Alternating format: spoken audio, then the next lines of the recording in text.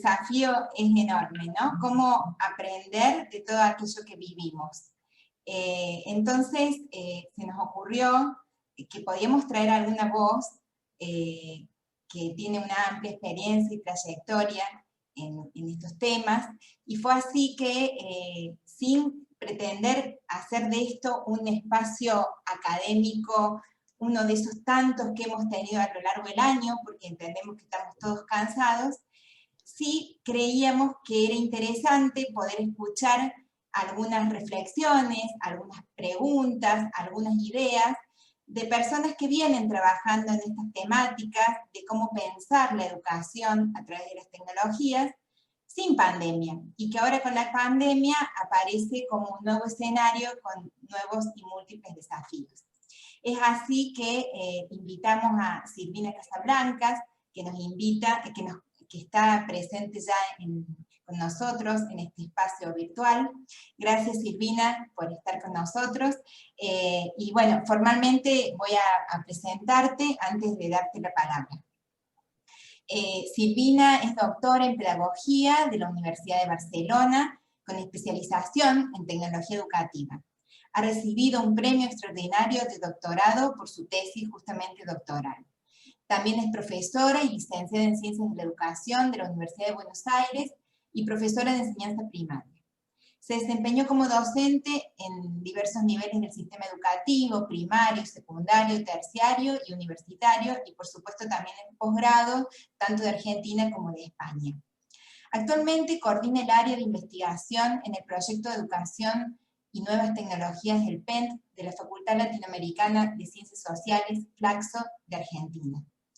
Es docente e investigadora en la División de Educación a Distancia del Departamento de Educación de la Universidad Nacional de Luján, y sus líneas de investigación en las cuales actualmente trabaja se vinculan a la integración de las tecnologías en los sistemas educativos, su vínculo con la formación docente, la construcción de subjetividades infantiles y juveniles en contextos educativos contemporáneos, el diseño de entornos de enseñanza y aprendizaje con uso de tecnologías digitales, la especificidad de la educación en línea y la innovación en la enseñanza, los usos culturales y subjetivos de las tecnologías.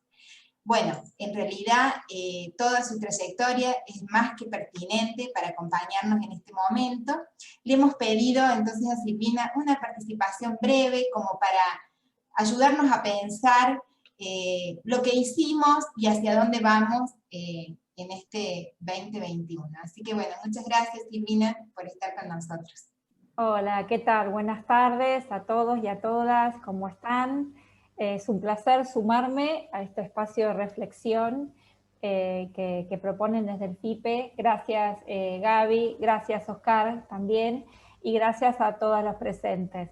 La verdad es que me sumo con entusiasmo, ¿no? Porque también pónganse del otro lado, ¿no? Cuando te convocan como especialista en tecnología, siempre es para que hables desde un lugar que tiene que ver con las propuestas, con las ideas, pero me gusta sumarme a un espacio de reflexión y un espacio donde al finalizar este año hay espacio también para el humor o para la distensión, que no implica no reflexionar, ¿no? Porque en eso estamos, o sea, no nos podemos perder este momento.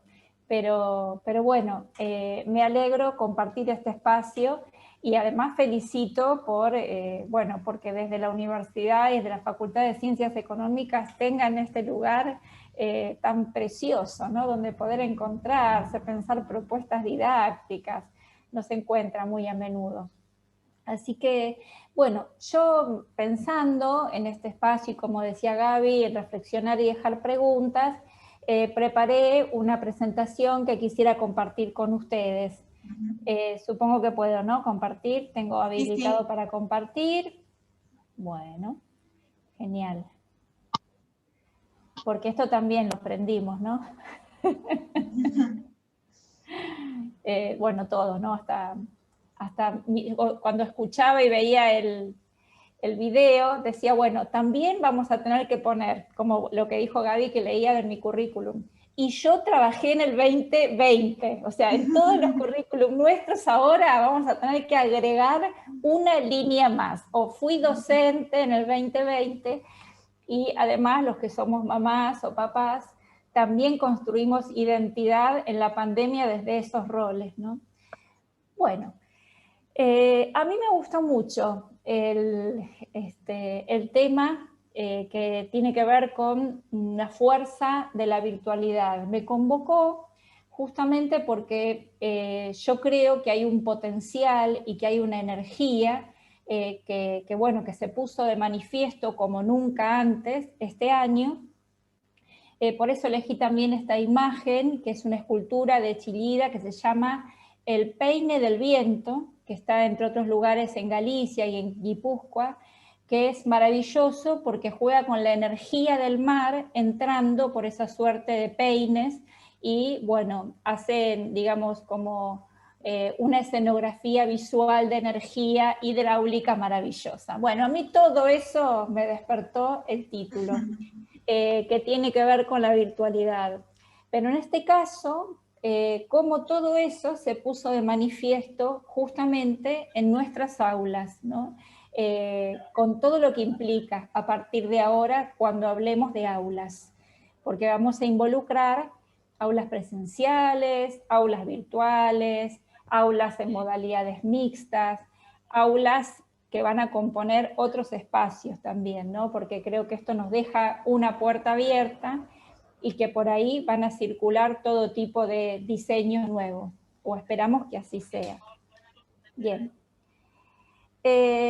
Entonces, lo que les decía, ¿no? La fuerza como concepto, como movimiento, como algo que yo di en denominar desde un principio de la pandemia, en el mes de marzo, yo pensé esto va a implicar un sacudón tecnológico. Y ese sacudón tecnológico no nos va a dejar a nadie en el mismo lugar que cuando comenzamos en el 2019 o cuando comenzamos en el 2020 a ejercer nuestro trabajo como profesores o investigadores. En todos los niveles, les diría, ¿no? Y ahora hablaremos también de otros espacios. Es decir, este sacudón hizo que se movieran estructuras, pensamientos, formas y búsquedas desde lo no planificado, de lo que irrumpió, y que hubo que dar cuenta, ¿no? De cómo continuar dando clase, qué entendíamos por las clases. Hubo en este sacudón tecnológico etapas, desde luego, por eso estoy hablando de una primera etapa. En esa primera etapa implicó reconstruir bueno, una escena, que es la escena de la clase, ¿no? Que es como la metáfora hegemónica de la enseñanza vinculada a la clase. Bueno, esa inercia inicial fue una inercia presencial, ¿no? Es decir, tratar de hacer lo más parecido posible a lo que hacíamos en las aulas físicas y presenciales.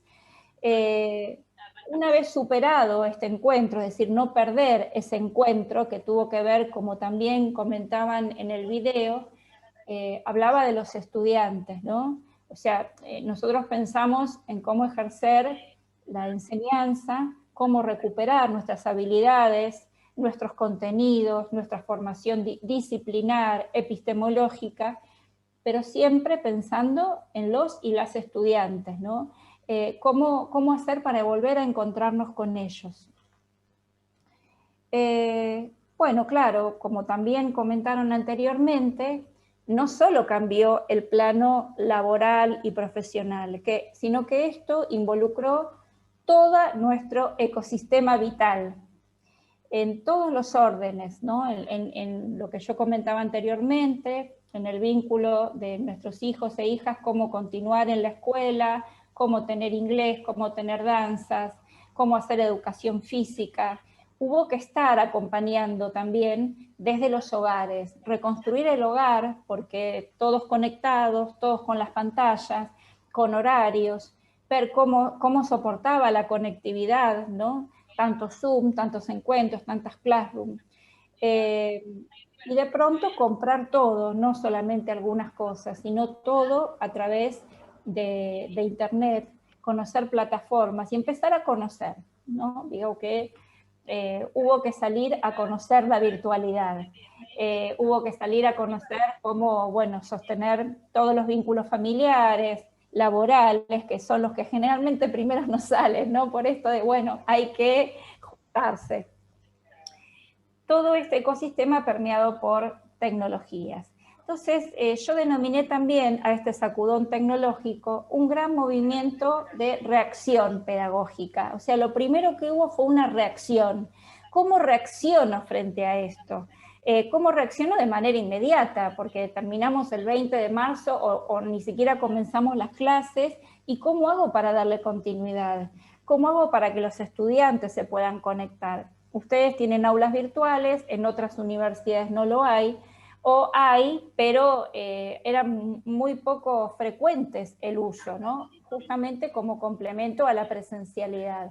De hecho, una de las investigaciones que estoy llevando adelante en la Universidad de Luján tiene que ver con una investigación que quedó seccionada, porque no podemos continuar con cómo utilizan los profes de la universidad las aulas virtuales desde el 2018 sin tomar en cuenta lo que está sucediendo este año. Pero sí nos sirve para hacer una suerte de comparación, ¿no? De la cantidad de aulas solicitadas al servicio informático de la facultad y luego que más de 5.000 aulas fueron necesarias para poder sostener la vida académica. Por eso hablo de una reacción pedagógica inmediata y urgente. Por eso, bueno, los especialistas, que no viene al caso, ¿no? Pero muchos no queríamos que se hablara de educación a distancia, porque la educación es planificada, es rigurosa, tiene un modelo, y esto en la primera instancia fue, bueno, a ver, salir, ¿qué es lo que encontramos en la virtualidad? Y se encontraron muchas cosas, ¿no? Ahí recupero también una frase que yo te la otorgué a vos, Gaby, pero que también estaba en el video, que me gustó mucho, porque dice, fue todo un cambio de paradigma. Si en el 2019 nos preguntamos cómo incluir las tecnologías virtuales en el aula, en el 2020 nos preguntamos cómo incluir el aula en las tecnologías virtuales. Entonces, eso me pareció muy bonito como para dar una imagen metafórica a esto del sacudón tecnológico, ¿no? Bueno, ¿cómo hago para meter en el aula las tecnologías virtuales? Bueno, también otro tema que se tocó en el video que tiene que ver con las formas de hacer y las modalidades institucionales. Por eso la pregunta es, ¿modificó la virtualidad las estructuras institucionales? Quizás la primera respuesta sea, y sí, no quedó otra alternativa. Y la segunda pregunta fuera, bueno, entonces, ¿cómo? ¿Cómo se modificó? Me gustó esta imagen cuando pensaba en este interrogante, porque generalmente las instituciones educativas son complejas de generar hábitos culturales diferentes, de cambiar, de modificar estilos. Me atrevería a decir que casi todas las instituciones educativas, pero más aún la universidad. Entonces, si me imaginaba cómo la virtualidad iba a dejar nuevas formas, pensé en esta imagen que quizás alguno la conozca, que tiene que ver con unos edificios que hay en la ciudad de Praga, ¿no? Que son los edificios danzantes que ellos les dicen Ginger y Roger, ¿no? Porque parecen bailarines. Y que evidentemente dan una idea de movimiento, a pesar de que son estructuras sólidas. Entonces, la estructura sólida de la facultad o de la universidad, ¿qué paso va a dejar para que todo esto que fue transformado, ¿no? Y que parecía que no se podía gestionar, o sea, siempre digamos que había una parte digital y otra parte analógica o en papel, pero de pronto todo fue validado de manera virtual o digital, mejor dicho.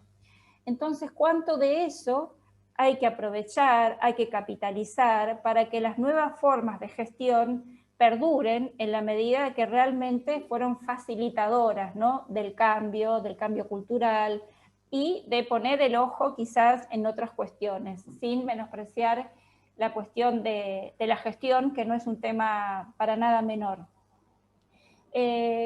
Otro interrogante sería cómo dinamizar una facultad que de pronto se quedó sin paredes. Se quedó sin paredes y sin personas físicamente presentes. Quizás hubo un tiempo de reacción frente a esto, pero luego acá estamos, ¿no? Pasó todo el año y se pudo hacer. Bueno, tuvimos Zoom, tuvimos darle valor a determinados documentos, espacios organizativos, quizás surjan nuevas figuras o roles en las instituciones, ¿no? O sea, quizás sean personas, o mejor dicho, perfiles institucionales nuevos que necesitemos para poder gestionar en la virtualidad. Eso sería como otro interrogante. ¿Cuáles serían esos nuevos perfiles, por ejemplo, ¿no? En cualquier caso, como este encuentro lo presenta, estamos en un momento de inflexión, pero que nos invita a la reflexión. Es decir, estamos cerrando el año, pensamos que el año que viene, si todo va bien, vamos a tener vacunas y vamos a ir recuperando de a poco otras formas de hacer. No soy partidaria de hablar de normalidad, porque justamente eso es lo que no nos conviene, ¿no? Volver a ponernos ese sobre todo, que va arriba de todo, que se llama normal. Entonces, creo que va a haber otra etapa y que podemos pensar ahora, justo que cerramos esto, el ciclo académico, con los finales, con el año calendario, es un momento de inflexión y de pensar lo que hicimos y todo lo que fuimos capaces de hacer en cualquiera de los espacios en los que habitemos la vida académica, desde la gestión, desde las autoridades, como estudiantes, como docentes, como investigadores, ¿no? Los trabajos de extensión que también pudieron sostenerse, algo que realmente en el 2019 era muy difícil de imaginar. Y se pudo hacer. No estoy hablando, por supuesto, de una cuestión positiva y infantil o naif, sino que realmente desde este espacio tenemos derecho a pensar todo lo que fuimos capaces de hacer a pesar de una pandemia, algo que no elegimos, que es trágico, que es doloroso y que generó muchísima incertidumbre y en la salud mental y física, ¿no? A pesar de todo eso, creo que hay un valor y una fuerza en esta virtualidad que tenemos que reconocernos, ¿no? Porque también con Gaby hablábamos esto de que, claro, nosotros fuimos los que nos pusimos en la espalda la virtualidad y salimos a dar las clases, ¿no? Entonces todo eso merece un reconocimiento, así como el de nuestros estudiantes, pero en este caso estoy hablando de nuestro perfil como docentes. Y quizás poder imaginar o empezar ahora, que bueno, los voy a convocar a hacer un pequeño ejercicio, generar un diagnóstico posible a la vuelta de la pandemia. Porque nosotros esto del diagnóstico, al menos los que hemos trabajado en todos los niveles, lo hacemos a principio de año para saber todo lo que nuestros estudiantes saben y todo lo que no saben. Un poco como son también, ¿no? Pero decir, bueno, a ver, ¿desde dónde parto? ¿No? ¿Desde dónde parto para empezar a dar clase? ¿Cuántos alumnos tengo? ¿Qué es lo que saben? ¿Dónde viven? Bueno, hagamos ese diagnóstico, pero que ese diagnóstico nos sirva a nivel facultad y nos sirva también a nivel personal. Bueno, ¿cómo voy a empezar yo esa puertita abierta de la imagen el 2021, ¿no? ¿Podemos hacer un diagnóstico? ¿Podemos imaginar cuál es nuestro punto de partida? Yo creo que sí. Y creo que sí porque tenemos pruebas que relatan lo que hemos podido hacer. Lo que tenemos que hacer es tomar un tiempo, como este, por ejemplo, para poder pensarnos y imaginar cómo arrancamos el año que viene. Y también nuestros estudiantes. Yo creo que es muy importante cuando empecemos el 2021 saber qué es lo que ellos fueron capaces de hacer, qué es lo que saben hacer, qué es lo que pueden manifestar, cómo pueden representar el conocimiento, sus presentaciones, sus habilidades digitales, sus reflexiones. Bueno, en fin, hay que dar lugar para que todo esto surja y se evidencie. Bueno, por supuesto los componentes de la clase, ¿no? Y nuestras estrategias como docentes. ¿Han cambiado? Bueno, tenemos que ver si cambiaron. La gran mayoría cambió. Podría decir que hay algún pequeño sector docente. Bueno, lo comento esto porque también este año hice un ejercicio como vicedecana de una facultad. Entonces también tengo como una visión general de los profes que se sumaron, aprendieron, preguntaron y los que realmente los superó la situación por diversos motivos. Pero me animaría a decir que mayoritariamente, quizás ustedes ahora, Oscar o Gaby, me lo puedan contestar, pero seguramente cambiaron las estrategias docentes. Ustedes ya venían haciendo un camino, ¿no? En ese sentido.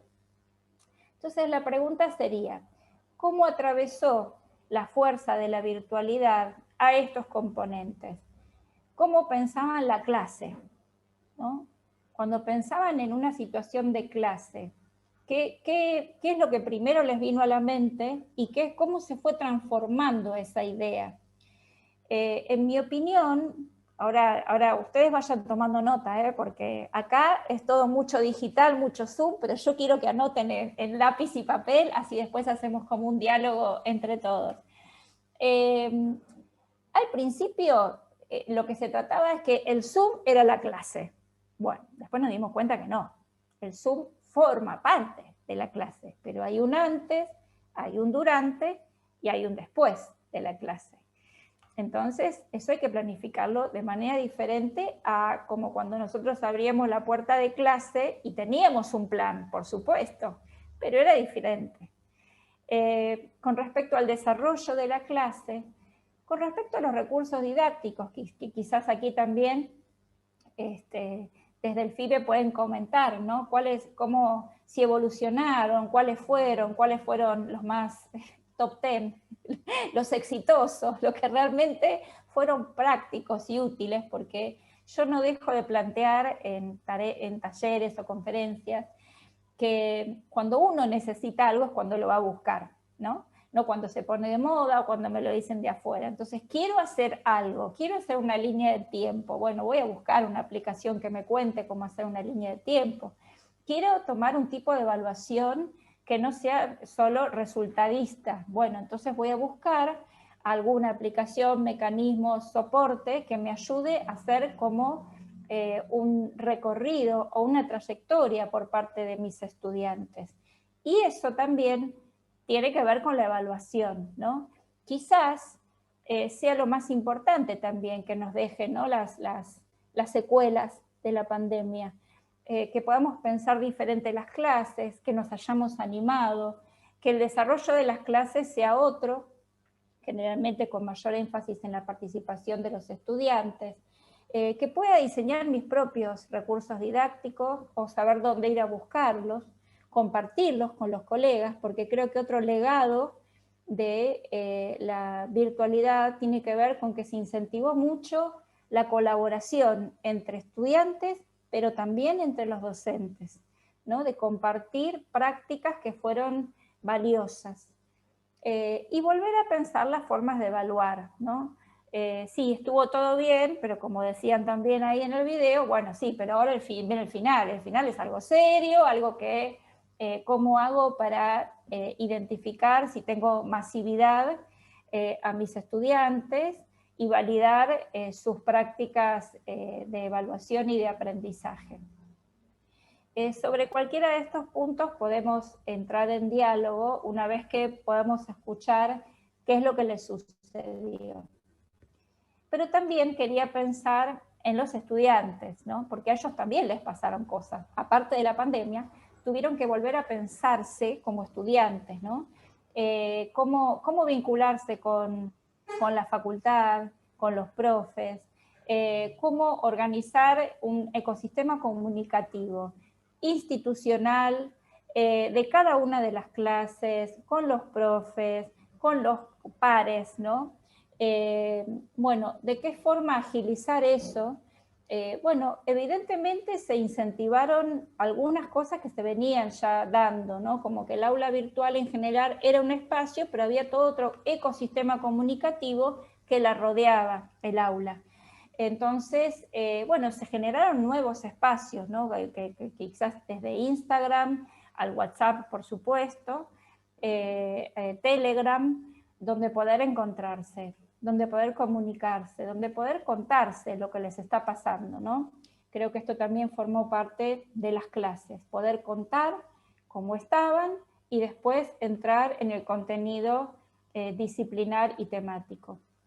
La pregunta que les hago a ustedes desde este punto de vista de los estudiantes es, ¿qué acciones innovadoras evidenciaron? Algo que ustedes no planificaron, no pensaron, pero fueron los estudiantes los que les mostraron una forma de trabajar, un modo que ustedes no habían tenido precedentemente a la pandemia y que ellos lo desarrollaron. Porque a mí me pasó como profe, ¿no? O sea, cosas que empezaron a mostrar y a hacer y que como docente que siempre pensamos que todo lo que sucede es porque nosotros lo diseñamos, no es así. Se evidenciaron prácticas emergentes, ¿no? Desde el punto de vista de los estudiantes. Bueno, un poco para ir cerrando este espacio de reflexión que lo llené de preguntas y que me quedo para escuchar y para compartir también, es ¿qué nos deja la fuerza de esta virtualidad situada en el 2020? Claro, porque la virtualidad siempre ha tenido fuerza, pero nunca como antes, ¿no? Del 2020. Pero con proyecciones en el modo de hacer pedagógico. Evidentemente hay cosas que no van a volver atrás. Y está bárbaro que no vuelvan atrás, porque encontramos nuevas formas de intercambio, de producción, de generación del conocimiento, etcétera, que fueron valiosas, fueron superadoras, y hasta hace poco, cuando tuve que desarrollar un plan en la Facultad de Educación, pregunté quiénes querían el año que viene optar por propuestas blended, o sea, semipresenciales, y todos los profes levantaron la mano, o sea, nadie quería volver lo que diríamos la presencialidad total. Como ahora decimos la virtualidad total, bueno, la presencialidad total.